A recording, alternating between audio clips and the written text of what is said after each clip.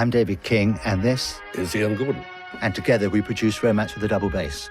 The film came together over a dinner party at my house, which Robert Young had come to, with John Cleese. And Robert mentioned a charming story which the girlfriend of a friend of his, Bill Owen, who was a translator for the Russian embassy and was translating 350 odd short stories written by Anton Chekhov, and came up with this story. Everybody was captivated by it. The idea came about that it would be, everybody would work for nothing for a share of the profit, and it would be a low-budget, short British film, all British crew, British cast, British script, filmed 100 miles outside London, which made it easier on the crewing requirements for the unions. And the original budget was estimated back in 1974 as being about 15 to 16,000. When it was costed, it came in at over 40,000. None of us had got that kind of money at that time. But it was saved by the cameraman, who's totally brilliant, called Clive Tickner. He pointed out that if he shot it in 16mm using Eastman new stock, he could blow it to 35mm, give it an Academy cut, and guarantee that nobody would tell it had not been shot in 35mm. And that brought the budget back down to £17,000. I'd never made a movie before, and Ian had been heavily involved in film finance in the 60s. The house that we're seeing here is Wilton House, which is the home of the Earl of Pembroke. And the other place we shot at was Summerley, Lord Normanton's place, and they both provided their estates for nothing. That's the Earl of Normanton. Earl of Normanton, sorry. The wonderful John Moffat. Oh, yes, most certainly, Your Highness. Cream alone is very unexciting. One of the strengths of the reason we were able to bring this film in on budget and on time was that by using these fabulously professional British artists, all of whom knew about the budget and most of whom took quite serious pay reductions to come and play in it, and they could be relied on totally to turn up and get it perfect every time. And we were trying to do a one-take policy because we were very short of film. The man on the right in the blue coat was the character on which the story of Withnail and I was based. His name's Vivian McCarroll. He's sadly dead now. He shared a house in Camden with another extra in the film, Lord David Dundas, who went on to write the hit Jeans On, with Bruce Robinson. And it was Vivian McCarroll's exploits that inspired Bruce to write Withnail and I. This is the director on the right, playing a bit part. And there's a lot of this goes on. That's Robert Young. And again, Wilton in the background. Beautiful house. It was quite difficult because apart from having very limited funds, we also had to shoot the whole thing in 2 weeks exactly. We couldn't run over. And we had to shoot the Summerley scenes in the river.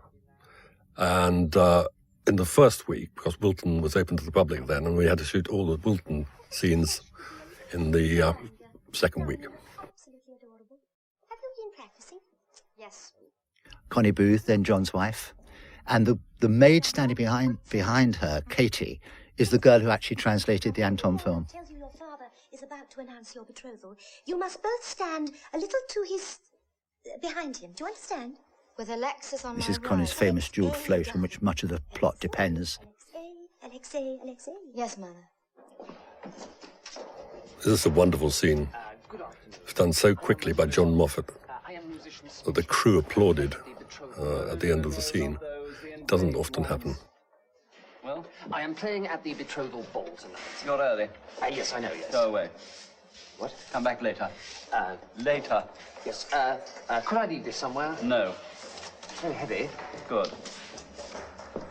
After the toast, you may let him kiss. The seamstress behind Connie Booth is a girl called Alana Pilbrow, and she actually was a quite well-known fashion designer, was chief designer for a fashion house called Alexon at this time. One of our many unpaid helpers.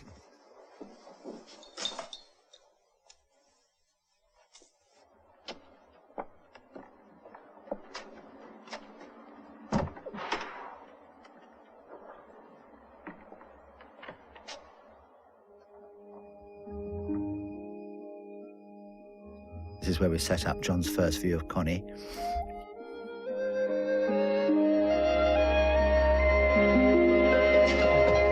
I told you to go away. Come the revolution. First of two times when John says that. The other being when he has met the princess. This is being filmed in October, and apart from that, it did rain as well on certain days. It was actually extremely cold, and the river that John has to get into, because it's a natural chalk stream with wild trout in, runs at summer around 42, 43 degrees, and it was freezing. We're having to bounce lights off the water to try and give the impression of sunshine.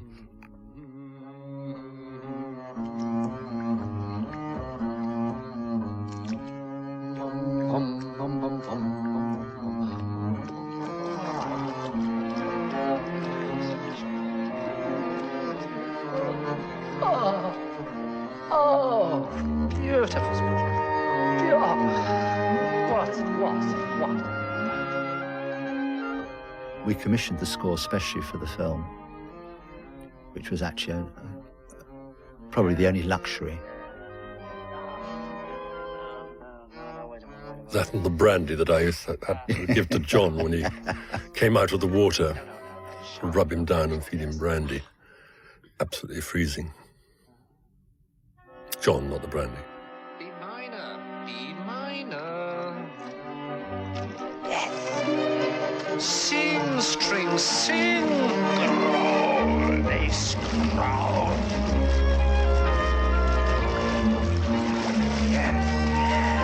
Yes, and now.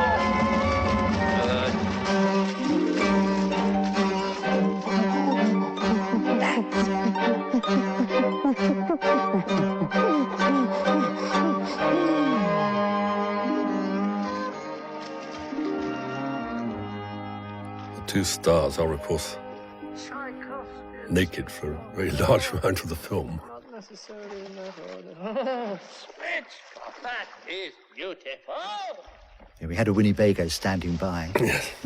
central heating on full blast.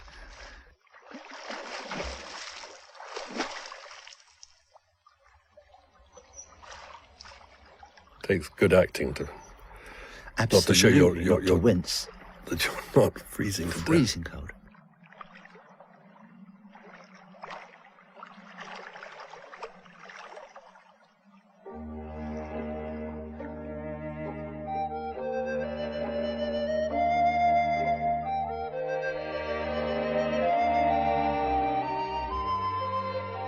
Love at first sight. Second sight, actually. Second sight, sorry.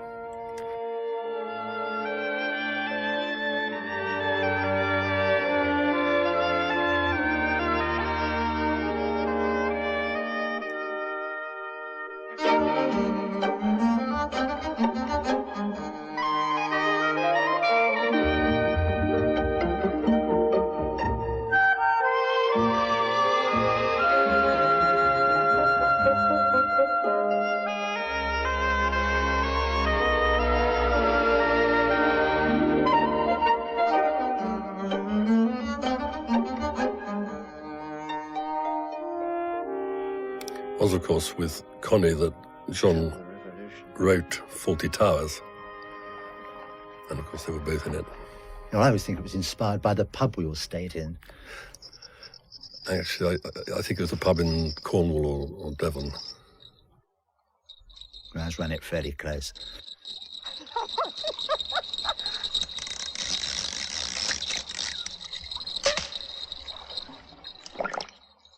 The short story was about sort of 3 pages long, wasn't it?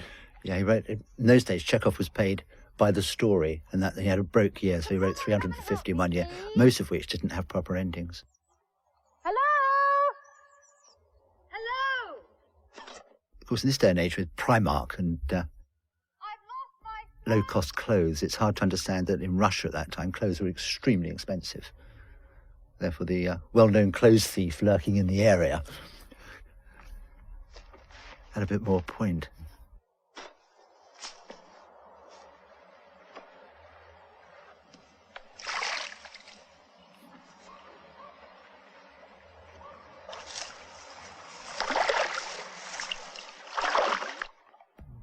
The other thing was the complication was that this river runs very, very fast indeed, and it was hard work swimming or holding station.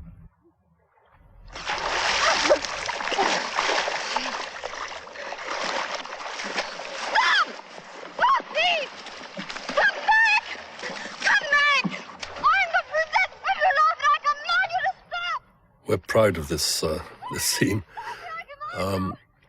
because when the film censors watched it, they gave it a general certificate.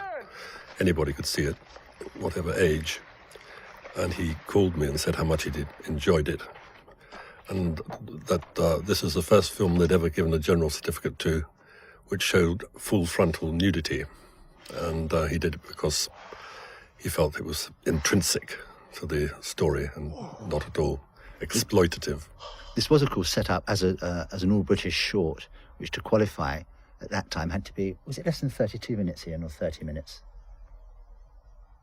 Well, it's longer than that. No, I know, because it ended up, one of the reasons we were short of film, is that we just couldn't be made in that time, not to get in all the scenes that Robert and John considered essential to tell the whole story. And that's why it's ended up a slightly awkward length of 40 minutes. And for any other budding filmmakers, don't do 40 minutes because you can't make an hour for TV. And it's too long, you need to be 28 minutes or 56, something like that. Or less.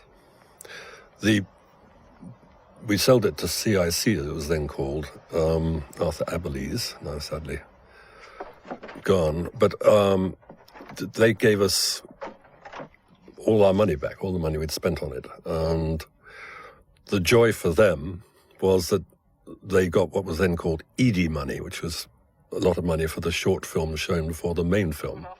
What the ED grant was a sponsorship to encourage British short movies to be made, and they were put out with a main feature. And it was a tax on cinema seats. The more seats you sold, 1p or 2p went to the ED grant. CIC being the distributors that they were, insisted as a part of the deal, they took the ED grant. They then put it out with Jaws, which played to hugely packed houses, and I think they made a huge amount of money on their ED grant, £300,000 or £400,000, and we sold the movie to them for 20. But this was in 76, 77, and that was a very bad time in this country for money, and we just had to have the money back. Sorry. Now then, what's your name? Smychkov, Princess. But Arthur Aberlees at CIC was a very far-sighted man. He came to talk to me and he spotted John, who then was basically known for Python, and said this guy could be a great romantic lead. Years later, proved completely right with A Fish Named Wanda, and he wanted to, and I had quite advanced talks with him, he wanted to remake 3 of the Will Hayes movies starring John in the lead. And I was terribly excited because I see myself as a major film producer. And then sadly Arthur got sacked. And I don't think it's changed. Any project on the desk then goes out with the sacked man. I'm rather proud of the fact that some years later, I was living in Los Angeles and John was coming and going. And he told me about making The Fish Called Wanda, which he was planning to do, finishing the script. And he asked me if I had any ideas about who would be a good lead. And I'd been making the Guinness Book of Records shows with Norris McWhirter for international television, starring David Frost, for whom I was working. And I said, what about Jamie Lee Curtis? And he said, that's a good idea. Do you know her? Well, I'd just done the show, as I say, and introduced them. And she got the part. Are you comfortable, Princess? One of those minor contributions to history. One should never look a gift horse in the mouth. Ah, yes.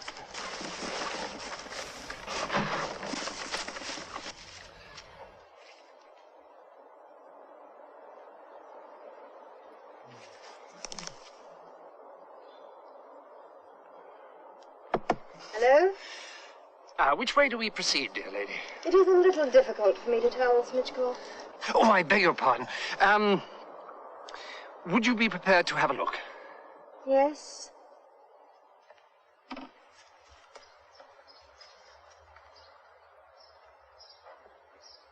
Thank you.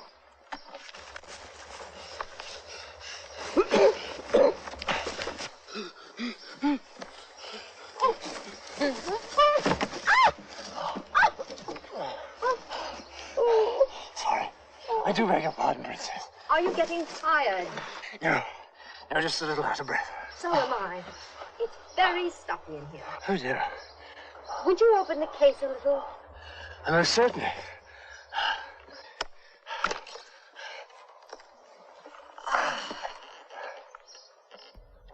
Allow me to move the lid to and fro. You can believe it's a hot summer's day, can't you? Yes, John is sweating. I don't think we had to make him up. No. Isn't it? Almost humid. Yes, humid. Exactly. Yes. Is that better? Yes, that's lovely. There was quite a chill in the air this morning. Yes, there was. Yes. I didn't think that it would turn out quite so warm. Nope, neither did I.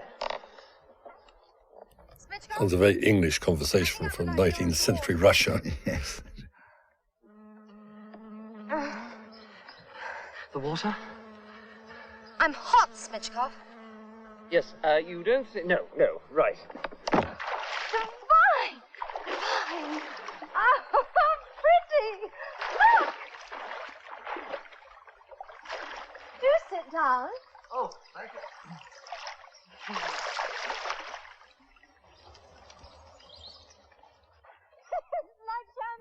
Must have been a local lad, I think. A beverage I have not made acquaintance with. Now, vodka. Oh.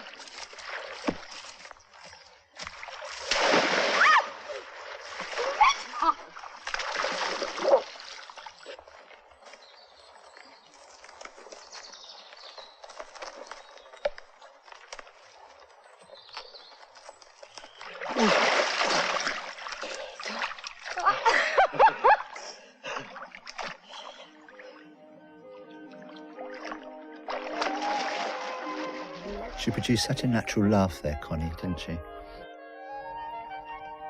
Yes, indeed. Very nice smile. It was heroic, really, filming that in those temperatures.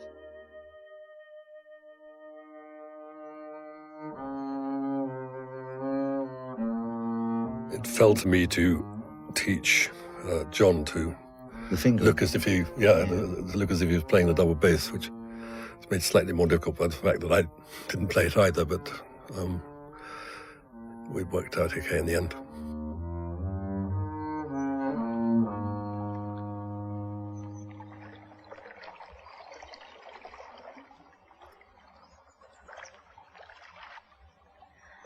I'm getting a little cold. Of course. I will go behind that tree while you,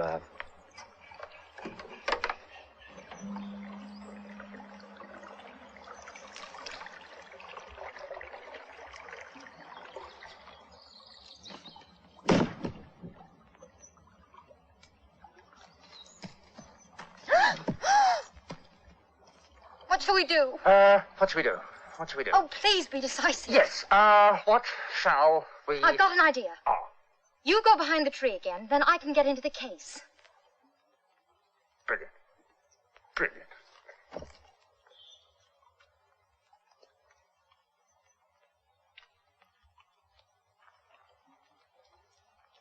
Are you behind the tree yet? I don't know.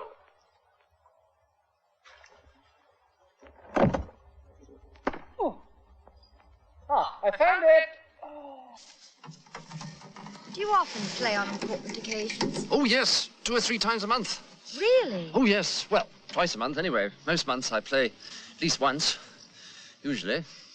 John loves that formula of making a statement and then reducing it and then reducing it again. He's one of our most brilliant conductors. He does it more than once. He is reputed to be able to play every instrument from the violin to the bassoon. I'm learning to play the recorder. Are you? How marvelous! What a coincidence! Well, It's very interesting to see two of our principal script writers here on screen together, and they were a very, very productive partnership in writing. but the Count is rich. Robert Young played a great part in writing this as well, and much of the script was a work in progress while we were filming. John is extraordinarily creative. But they say he is very strict. It was a very much enjoyed the shoot, actually. I think probably a deep sense of relief as we got towards the end, but I realised we can do it. But it was a very happy group of people who enjoyed each other's company a lot, which is not invariably the case when you're filming. Well, I think it's all sort of carousing together at night as well in the pub. We became a family for 2 weeks. It was very sad when we wrapped. It was because if you look at Freddie Jones here on the left, it was my job to look after Freddie in the evening, and I think it nearly killed my liver for 3 nights. He was quite capable of staying up till 3:30, 4 o'clock in the morning and being ready to go at 6:30 the next day, bright as a button. He never muffed a line. He's absolutely consummate professional, fantastic to work with. And one of the problems was he's extremely funny, and he kept cracking the crew up. Is he one of our string section?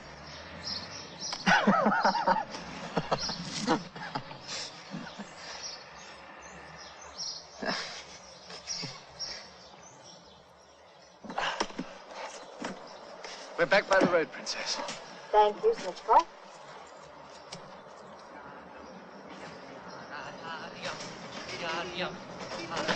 Try another trill. Good.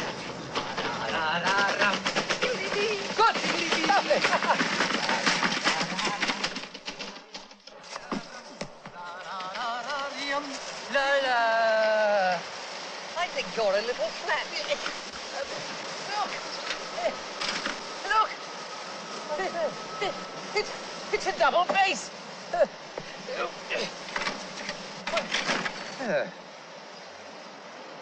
Smychkov's. Who else? Andrew Sachs on the left there was, of course, to go on to 40 Towers. Manuel, a very memorable character. Do you think he's all right? Well, we ought to go and look for him. Smychkov! Smychkov! Smychkov! Oh, hello. What are you doing? Nothing much, really. Come on, you'll be late for rehearsal. Yes, right. Do you think we take too long setting all this up and getting back to the castle, Oh, all right. We'll take your bass for Ian, you. in retrospect? What? The bass, we'll take it for you. But no, don't bother. Possibly we could have made it shorter, No, and don't. it might have made 30 minutes. No. No, don't bother. Please don't. You can't lose 10 minutes, that's the problem, isn't it? No, I wouldn't. Of course you would. Leave it. Happily, the excellent CIC acquired the rights for the UK and Australia, and we had the rights to the rest of the world, which meant that everybody got their money in the end. Rehearsal. I was told tradesman's entrance. Through there. The people who were sharing the profit equally.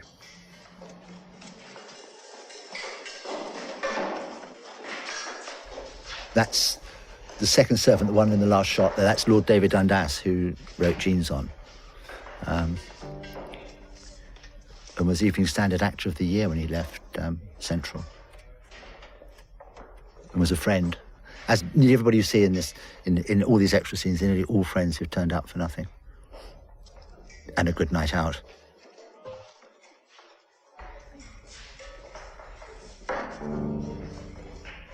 And these locations were invaluable to us. I mean, not having to pay for this really made the whole thing possible.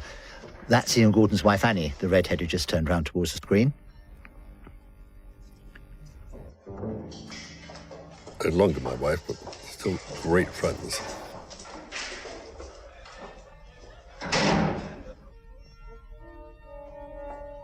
Here she is again. La la la la la la la la.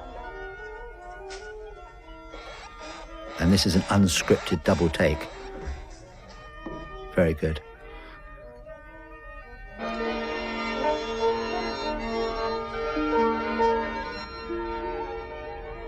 This room John's walking into is actually called, its description, technically it's a double cube room, a magnificent area.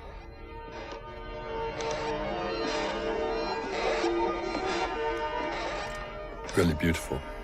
The squeaky boot scene. We had another stroke of luck. The orchestra was sourced locally from Salisbury. And they all had fabulous faces. Sorry, I made my... Some of them are women, in fact. Dressed as disguised men, yeah. yes.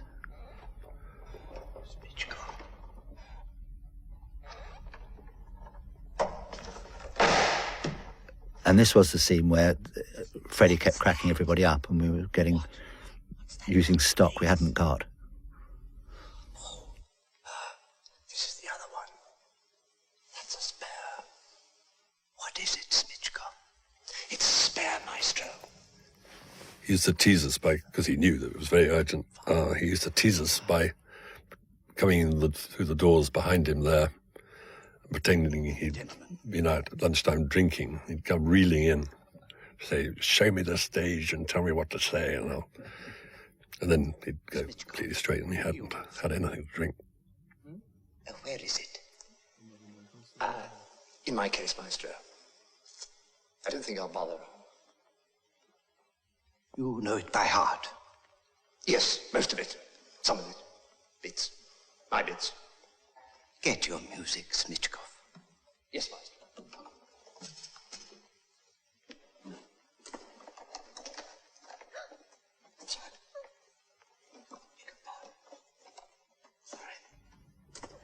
That's Jonathan Lynn, who's the other Andrew Sachs's mate in the earlier scene. Apart from being a good actor, he became an extremely successful director, both here and in America.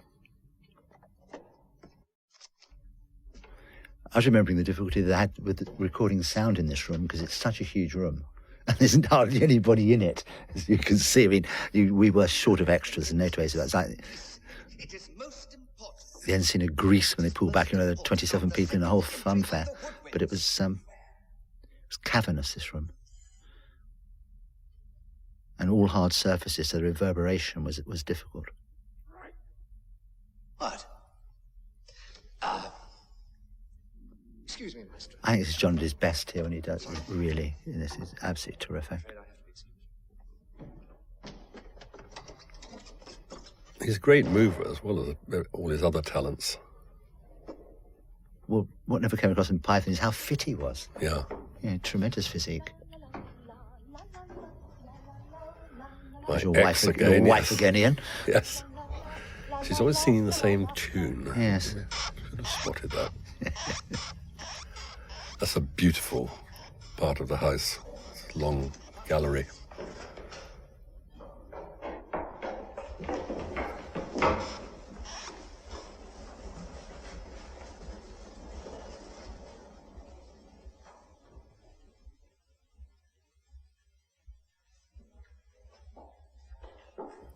I like that shot.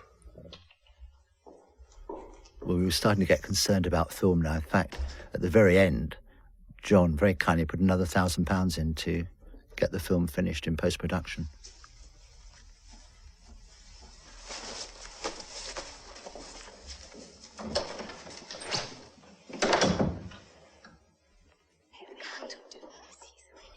I married the girl on the right, by the way, 15 years later.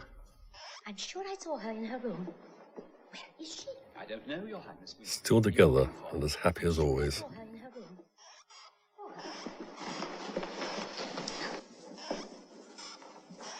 These floorboards squeak abominably. Do have them seen to.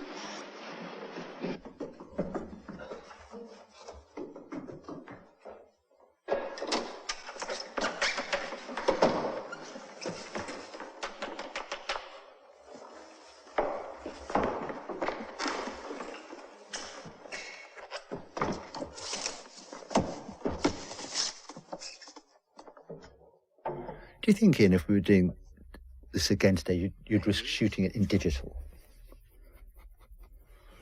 Probably.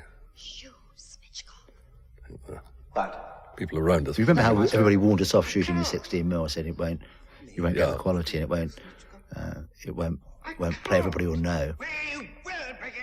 Well, it was quite new transferring it. Well, that Eastman new stock, Yeah. it was new stock. But it was terrific in low light conditions as well, and it saved us a lot of money on lighting. La la la la la la la la la la la la la. did you manage all these extra scenes for your wife? Or did I not notice this was going on at the time? I thought we needed her help. It was a team. There's David Dundas talking to her. Yes, I recognise him. It can't be. And that's me on the left, doing my role as extra. I think I actually said anything.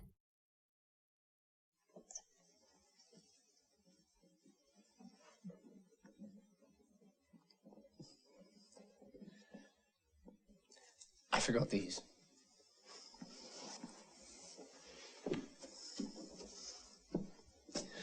For the princess. It's the Count, Your Highness. He's here. They found the princess. I haven't changed. My face, my hair, like this. About your duties. Quick, quick. To the door.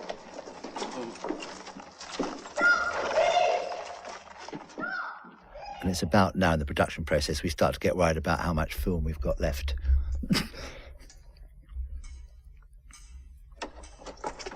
Well, they work so fast. We were running out of money and film. I used to sit on the petty cash box and pay people out against vouchers. It was extraordinary.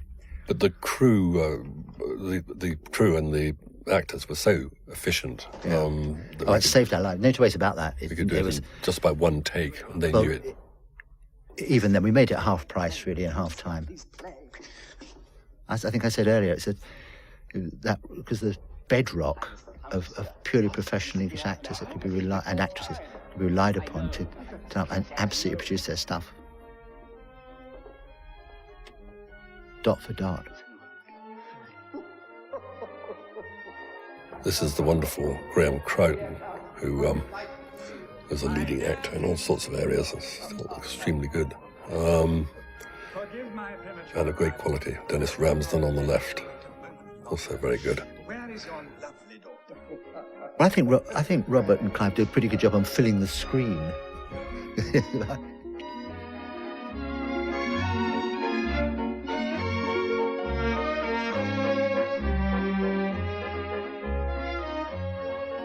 Family gathering. You haven't aged remotely, Ian, have you? What's going on? Sir, I saw this man steal. Fortunately, the viewers can't see, form their own opinion. My wife! He has had a wonderful career. She was one of the best loved actresses in the country. This man was seen stealing the princess's dress and shoes. Stealing the prince? Nonsense, sir. The maid standing in the background, actually is an extremely good singer, was part of a folk trio, a sort of Peter, Paul and Mary, and they used to play in the pub every night for us. And come and work on the set on day. Oh, take him away! Take him away! Why has the music stopped? Oh, why has it stopped? Oh, madam. What are you doing to this man? Leave him alone. Let him go. Good evening, Father. Good evening, Mother. Constanza. My dear. Wonderful face, isn't it? Yes, it's a... Alexis. Did you have a good journey, Alexei?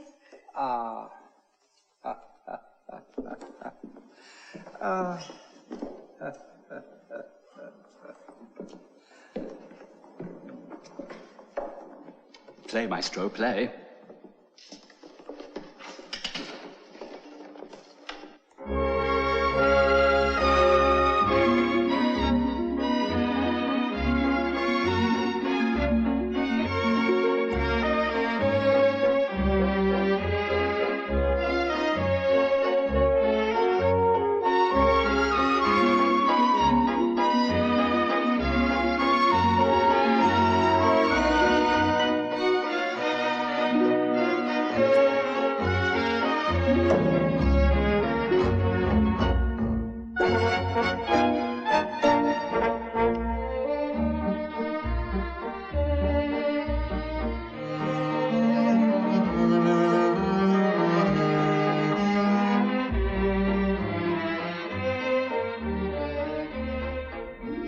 love that cutback shot with John naked.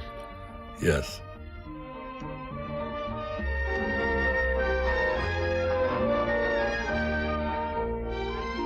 I was just remembering all the other unsung heroes, the makeup and props, and we had such a great crowd of people on this, As I said, I think they enjoyed it as well, which is very good. Oh, we didn't know how it was going to work out, rooming everybody together, basically. That's what really, really helped. And because it was a country pub, there were no VIP suites or chill rooms, or there was no obvious discrepancy between any of the bedrooms. So there was no star culture whatsoever.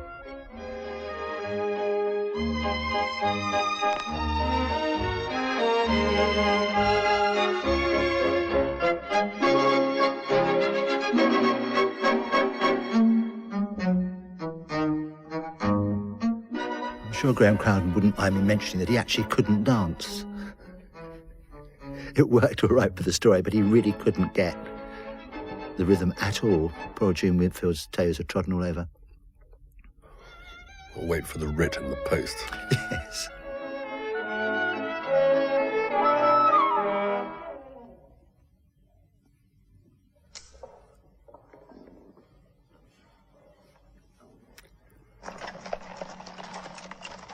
We had to persuade everybody, well, they were easily persuaded, but everybody we knew who had horses and carriages and things like that brought them along for that scene. And if you want to know how the fires were lit, they were all firelighters bought at the local hardware shop. I'd forgotten that. It's the only way we could get the braziers to look like that. Bought sackloads of these white paraffin blocks. And this is where we are really running out of film. Probably about one take. It was, exactly. It's down to the last inch.